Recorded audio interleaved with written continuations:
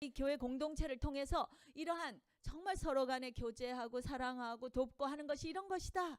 맛보는 거예요. 맛보는 거. 테이스트.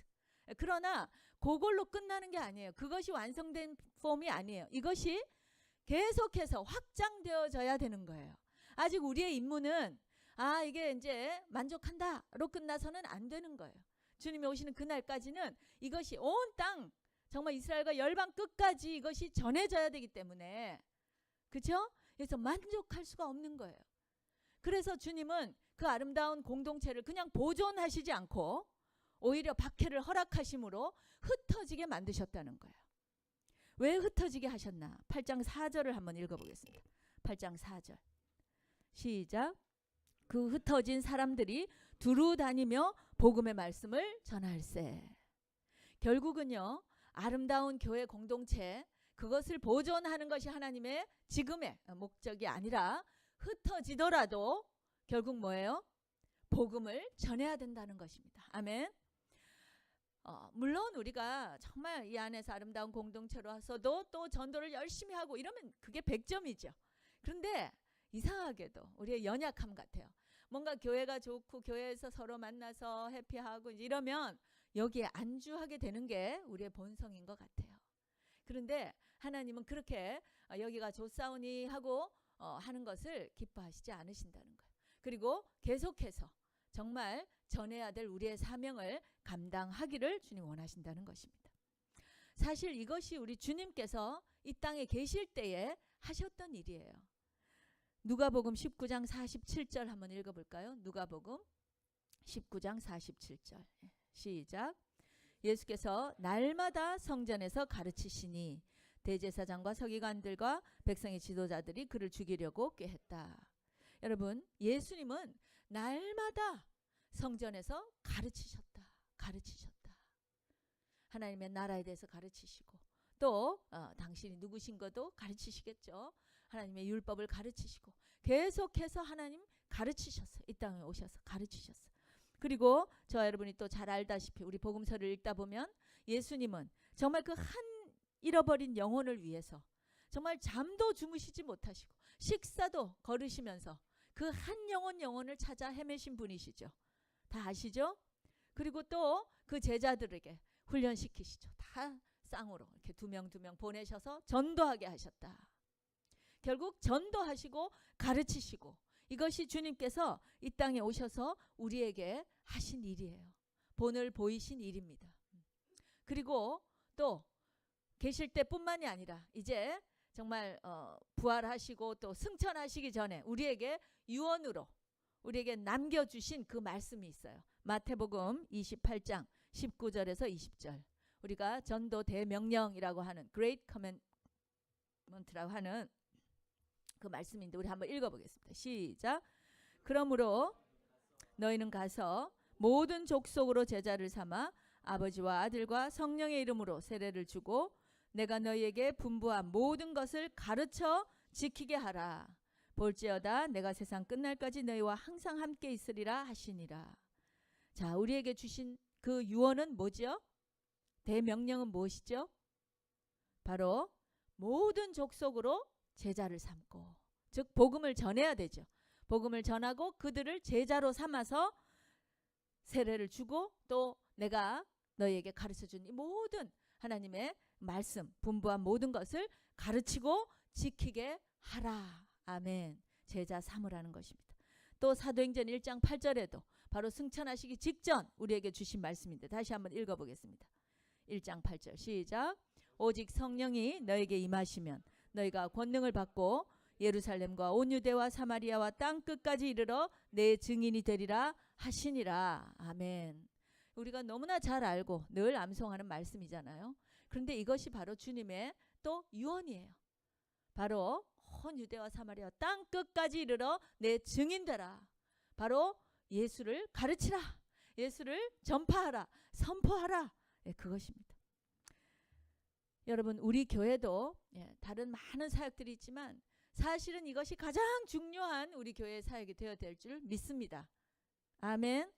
아멘. 이번 올 2019년 우리가 무엇을 하든지 어디에 있든지 바로 예수는 그리스도라 가르치고 전파하는 일에 쉬어서는 안 될 것입니다. 그렇다면 무엇을 가르치고 전해야 되는가? 네, 바로 예수가 그리스도다. 예수님이 그리스도십니다.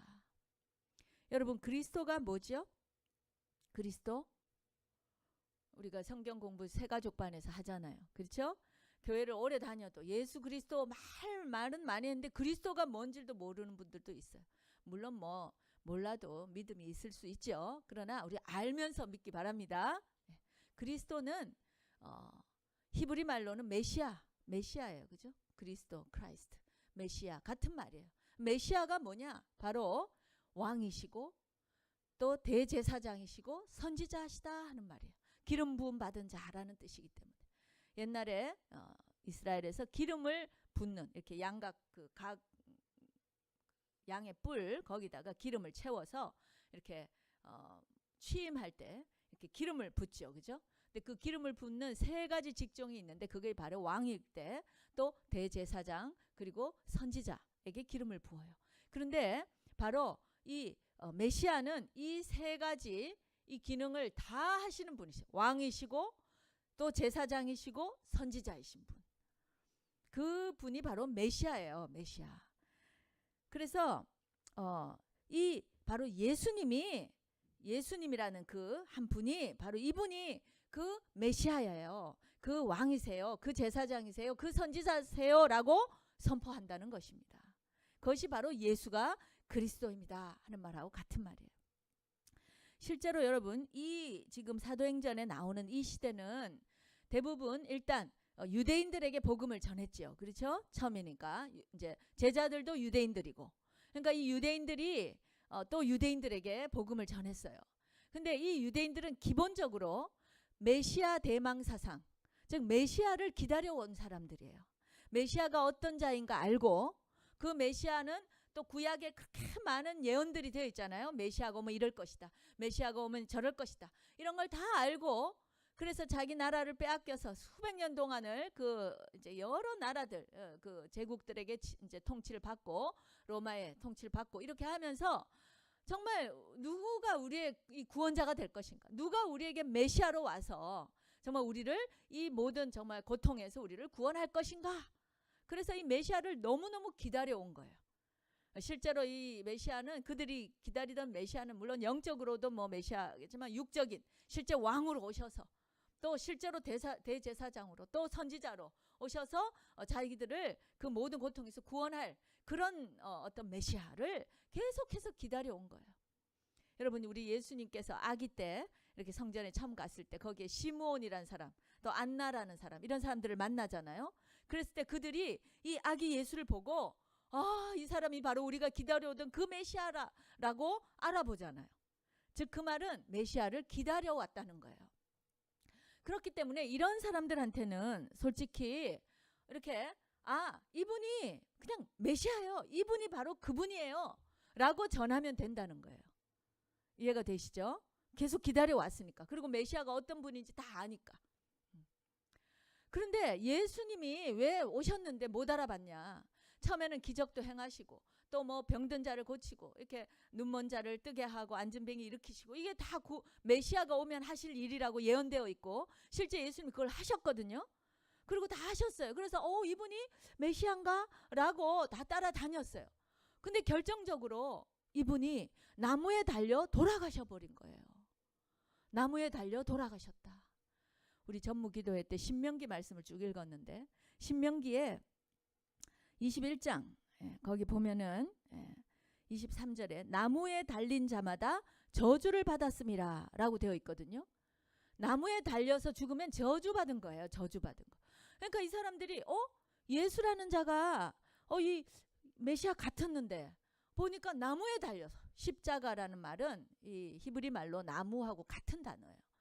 이 나무에 달려서 죽어버렸네. 그러니 이거 어떻게 메시아가 저주를 받다니 이건 아니야. 그래서 결정적으로 이 예수님을 믿을 수가 없는 거예요. 예수가 메시아라는 것을 모르는 거예요. 가짜인갑다 이렇게 생각을 한 거죠. 그런데 예수님이 십자가에 달려 돌아가시고 끝나지 않았다는 것이죠. 그렇죠? 부활을 하셨잖아요. 할렐루야. 부활을 하셨다는 게 무슨 뜻이에요? 부활하셨다. 성경의 법칙은 뭐예요? 죄가 있으면 죽는 거예요. 그렇죠? 그래서 예수님이 돌아가셨어요. 그랬을 때 만약에 돌아가시고 부활을 못하셨다. 그러면 어떻게 돼요? 그분이 자기의 죄 때문에 돌아가셨는지 아니면 우리의 죄 때문에 돌아가셨는지 알 수 있어요? 없어요? 모르잖아요. 돌아가시고 부활을 못하셨으면.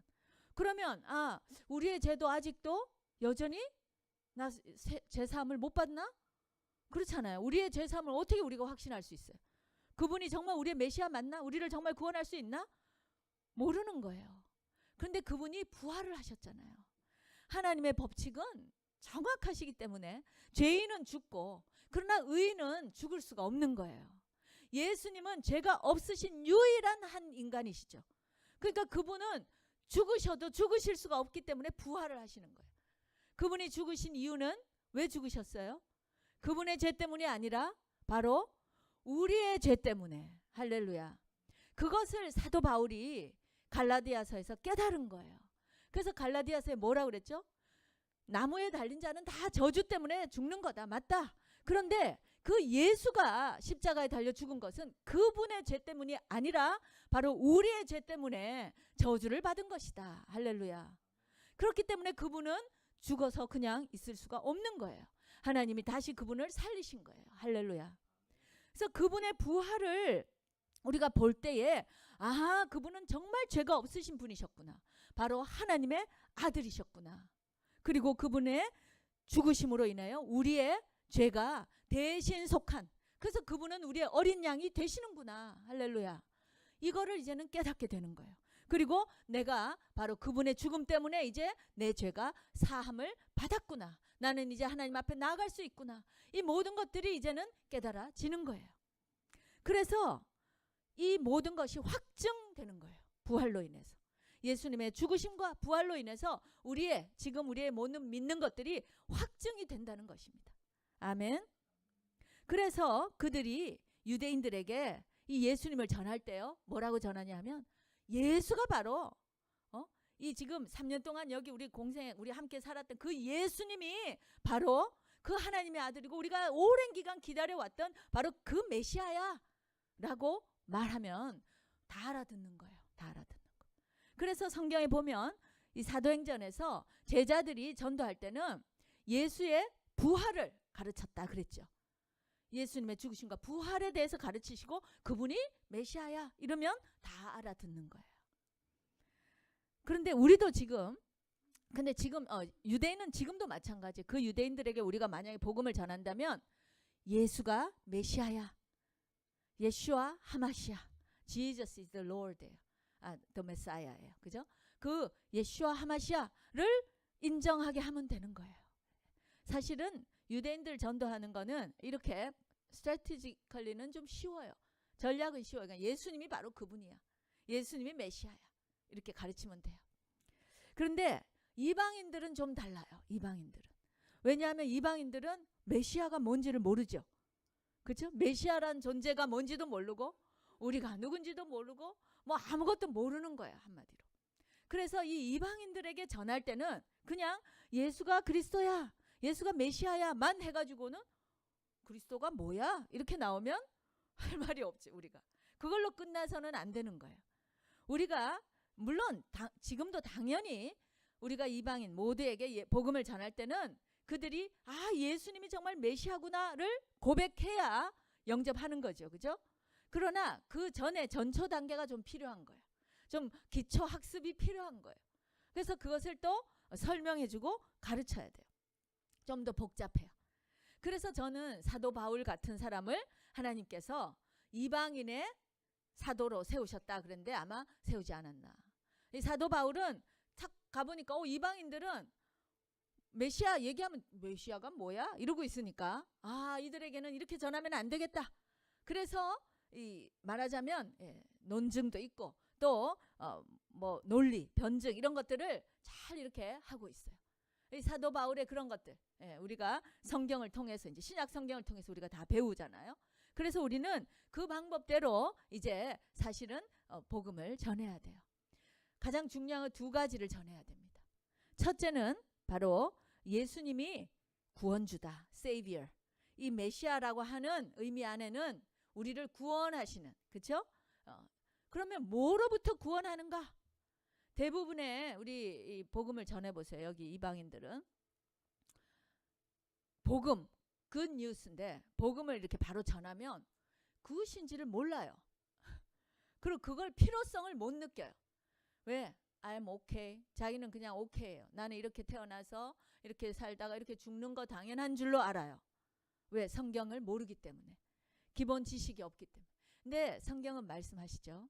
우리는 그게 그냥 태어나서 대충 살다가 고통 가운데, 죄 가운데, 병 가운데 살다가 죽는 그런 존재가 아니라는 거예요. 하나님이 우리를 원래 창조하셨을 때는 우리가 영생토록 하나님과 영원히 사는 존재거든요. 믿으십니까? 그걸 먼저 가르쳐 줘야 돼요. 그런데 왜 그렇게 안 되나? 왜 우리는 이렇게 태어나서 이렇게 이게 지금 그렇게 아름다운 세상인가요, 여러분? 예? 하나님이 보시기에 심히 좋았던 그 세상인가요? 아니잖아요. 둘러보세요. 뭐 얼마 전에는 이 토렌스에서도 총격 사건이 일어나서 제 살던 바로 동네인데 3명이 또 죽고 이제는 어디가 뭐 안전한 그런 곳이 없어요. 정말 점점점 악해지고, 그렇죠? 모든 질병들, 모든 질병, 고칠 수 있는 질병, 여러분 그저 뭐 항생제 정도예요. 대부분 그냥 좀 완화시키는 것이죠. 생명을 그냥 조금 어떻게 연장, 고통 없이 조금 연장해 도와주는 것일 뿐이지 해결책이 되지 못해요. 무엇이든 마찬가지. 전쟁, 자연재해, 누가 자연재해를 막을 수 있겠어요? 여러분 이런 세상을 보고 하나님이 심히 좋았더라 하시지 않는 거예요. 뭔가가 something wrong이잖아요. 잘못되어 있는 것이죠. 그게 바로 우리의 죄 때문이라는 거. 이런 것들이 성경에 있지 않으면, 성경대로 우리가 가르쳐주지 않으면 모르는 거예요. 우리는 그냥 이렇게 나서 이렇게 살다 가는구나. 이러니까 복음이 안 되는 거죠. 그래서 먼저 이 안 좋은 뉴스, bad 뉴스를 먼저 얘기하는 거예요. 우리가 얼마나 죄인인가를 깨달아야 되고, 죄의 문제가 이 모든 문제의 근원이라는 것을 깨닫게 해줘야 되고, 그랬을 때 정말 그런가? 그럼 우리가 이걸 어떻게 해결하지? 누가 우리를 이 사망의 몸에서 우리를 구원하지? 라는 고백이 나올 때 그때 바로 그분이 예수님이야 라는 것을 가르쳐야 되는 거예요. 이해가 되시죠? 이게 바로 우리가 복음 전할 때 해야 되는 것입니다. 왜 예수님이 오셔야만 했고 우리의 죄 때문에 그렇게 어린 양으로 돌아가셔야만 됐는가? 그 대속의 죽음에 대해서 우리가 설명을 해줘야 되는 거예요. 그거 하기 위해서 여러분 새가족반 1과 2과에 나오는 이야기예요. 이것이. 그렇죠? 열심히 공부하셔야 돼요. 열심히 공부하셔야 돼요. 정말 우리가 재작년까지만 해도 1년에 한 번씩 꼭 이 그 새가족반 12주로도 되어 있고 이렇게 약간 익스텐드해서 12주 과정이 있는데 이걸 꼭 1년에 한 번씩은 했어요. 막 귀에 쥐가 나도록. 그래서 사실 하신 분들 여기 많이 있는데 그러면 자다가 일어나도 복음 전하라 그러면 전해질까요? 전해져야 되잖아요. 그렇죠? 입에서 줄줄줄줄 이 복음의 내용이 나와야 될 거 아니에요. 그렇게 해야 됩니다. 아멘. 그게 훈련이에요. 그게 전도 훈련이죠. 다른 무슨 전도 훈련이 따로 있겠어요. 그리고 기도하고 이 열정으로 나아가는 것이죠. 그리고 입을 열면 주님께서 주시는 지혜와 권능의 말씀으로 복음 전하는 거예요. 이것을 가르쳐야 돼요. 예수가 메시아다. 그것을 우리가 전할 때 이러한 일들을 해야 됩니다. 그리고 두 번째, 그러한 그 메시아는 우리의 구원주시고 그래서 우리가 이제 영적으로 이제 구원을 받고 그 다음에 또 아주 중요한 또 한 파트가 있는데 그것은 바로 그분이 우리의 삶의 주인이신 것을 이것을 얘기해야 돼요. 이게 메시아잖아요. 메시아는 왕이시죠. 제사장, 대제사장으로서 우리를 이제 하나님과 이렇게 통할 수 있도록 우리를 이렇게 길을 열어 주셨어요. 그 구원주예요, 구원주. 그런데 이제는 또 그 메시아, 왕이시잖아요. 우리 삶의 왕이 되셔야 돼요. 여러분, 유대인들은 이미 오랫동안 율법을 받았고 뭐 제대로 지키지는 못했지만 어쨌든 그 율법대로 살려고 애를 썼고 하나님의 법이 그들에게 있었어요. 그러나 이방인들은 우리는 그런 법이 없었죠. 우리가 주인이었잖아요. 내 생각대로, 내 마음대로 사는 거죠. 그러나 예수님을 영접한다는 것, 예수님이 나를 구원하셨다라는 것은 그 순간부터 이제 그분이 나에게 대제사장일 뿐만 아니라 이제는 왕이신 거예요. 왕. 그리고 선지자로서 늘 우리에게 성령님께서 이제 통해서 우리에게 하나님의 말씀을 가르쳐 주시고 선포해 주시는 거예요. 왕이 되셔야 돼요. 그래서 우리가 또 그분이 Lord, 우리의 Lord이심을 또한 가르쳐야 되는 거예요. 예수님을 영접만 하고 그냥 천국 간다, 예수만 믿으면 구원받는다, 물론 너무나 지극히 당연한 말이에요. 맞는 말씀이에요. 그러나 그것만으로 끝나면 반쪽 복음 전하는 거예요. 거기에 플러스 그분이 우리의 삶의 주인이시다, 이제 왕이시다.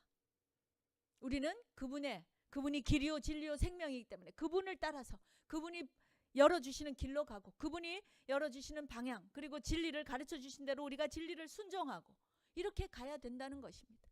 그것을 또한 우리는 가르쳐 줘야 돼요. 그것이 바로 제자 삼기예요. 예수를 믿겠다고 결단한 자에게 계속해서 예수님을 가르치라 그랬잖아요. 가르치라. 성전에 있든지 집에 있든지. 이 성전이라는 것은 그 당시 유대인들은 성전에 거의 에브리데이 가죠. 그죠? 뭐 몇 시 기도 시간들이 있으니까 거기 가서 기도합니다. 그런데 거기에는 예수 믿는 유대인들도 오지만 예수 믿지 않는 유대인도 많이 왔죠. 근데 거기 가서도 예수가 바로 메시아라고 가르쳤다 그랬잖아요. 그러니까 우리가 지금도 세상에 가면 예수님을 모르는 자들이 있어요. 여러분 직장이든 학교든 여러분의 뭐 어디든 갔을 때 거기에서 예수님이 바로 구원 주시다는 걸 계속 가르쳐야 되고, 그리고 또 집에서 할 때는 그냥 우리 가정 이 뜻이 아니라 이 사도행전에 나오는 집은요, 가정 교회를 얘기하는 거예요. 그 당시는 어떤 교회라는 건물이 따로 있고 이런 게 아니라 가정에서 다 모였어요. 하우스 처치인 거죠. 그러니까 집에서 할 때는 집에서 모여서 뭐 떡을 뗐다, 이 말은 바로 교회에 모여서 떡을 뗐다는 말이에요. 가정 교회에서. 그래서 다 믿지 않는 자들, 그죠? 뭐 성전 믿는 자도 있고 믿지 않는 자들에게 있어서 나가서도 가르치고 전도하고, 또 집에서 여기는 이미 그래도 믿겠다고 결단하고 온 자들인데 우리 안에서도 계속해서 예수가 바로 그리스도야, 예수는 우리의 왕이셔, 예수님은 우리의 선지자셔, 이거를 계속해서 가르쳐야 되는 거예요. 그리고 그 왕에게 우리는 순종해야 된다는 거, 그것을 계속해서 가르쳐야 되는 것입니다. 이것이 바로 제자 삼기입니다. 그래서 우리는 끊임없이 예수님이 그리스도이심을 전파하고 또 그분의 말씀을 지킬 수 있도록 가르치고 또 제자 훈련 해야 되는 것입니다.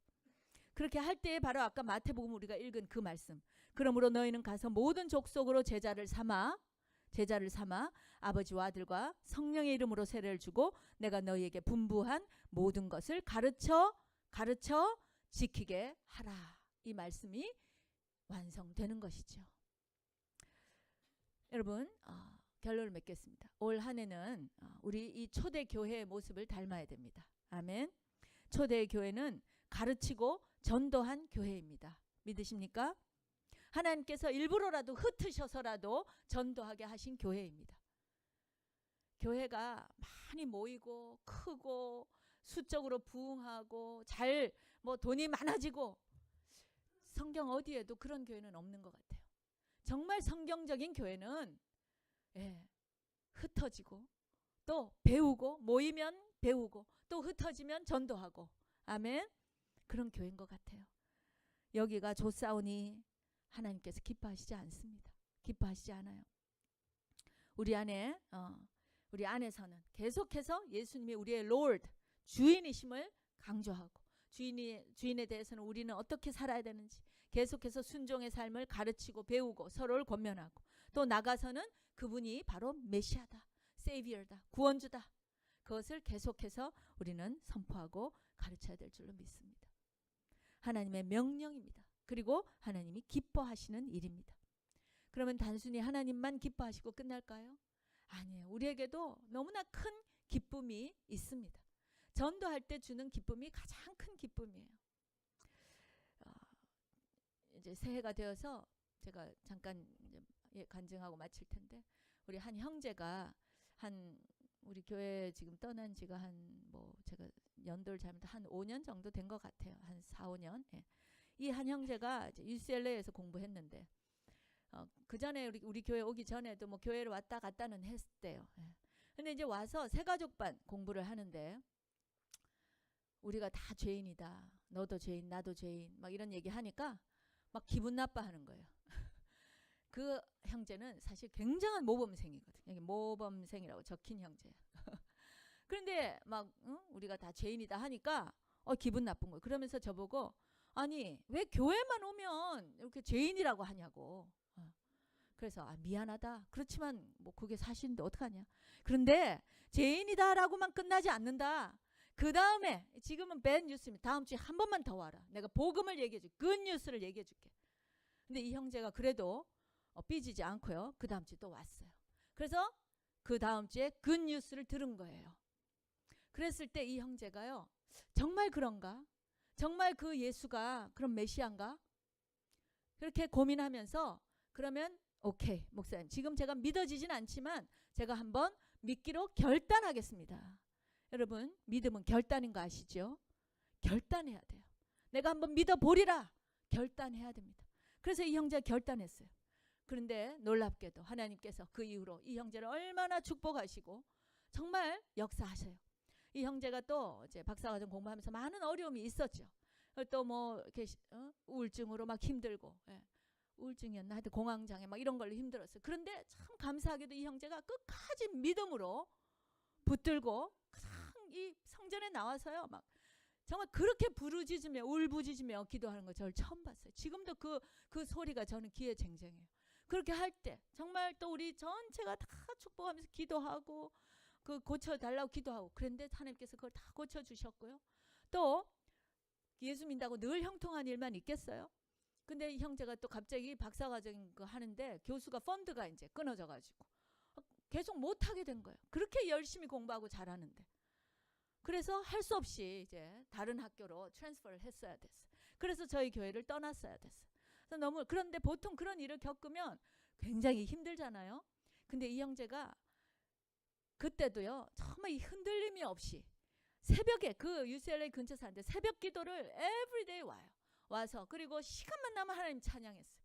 기도하면서 이 기타 배우면서 그때 찬양하고 그리고 또 저녁에 또 오고 이렇게 하면서 그 힘든 시기를 잘 겪고 결국은 이제 다른 학교로 가서 그래서 이제 가끔 이제 소식이 오갔는데 한 3년 이렇게 해서 또 박사학위 이제 잘 마치고 이제 지금 직장 얻어서 버스턴에 있대요. 그래서 이제 올해 편지가 왔더라고. 편지가 한 통. 손으로 쓴 편지예요. 요즘 누가 손으로 편지를 씁니까? 근데 이 형제가 편지를 썼어요. 그러면서 정말 이 교회를 계속해서 자기가 기도하고 있고 만나고 또 뭐 다른 좋은 소식들도 얘기하고 그러면서 2,000불을 헌금했어요.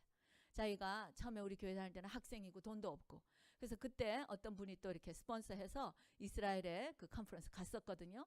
자기가 빚진 자고 그래서 이 돈을 또 그렇게 이스라엘 선교에 주님 써주십시오 이렇게 하면서 목사님 써주세요 하고 이렇게 책도 보내고 여러분 헌금을 보냈다고 기쁜 게 아니에요. 헌금도 물론 감사하죠. 그러나 이렇게 한 형제가 변화되어서 그 인생이 바뀐 거 아닙니까? 그렇죠? 이런 일들이 우리 교회에서 일어났고 우리 교회가 쓰임 받았다는 거예요. 그 형제뿐이 아니죠. 모든 복음을 받는 자는 성령 안에서 변화됩니다. 믿으십니까? 그 결과가 너무나 감사하고 아름다운 거예요. 또 한 형제가 우리 전무기도회 때 이제 연말이라고 교회를 또 방문했죠. 이 형제도 처음에 정말 힘들었어요. 우리 섬기미들이 알아요.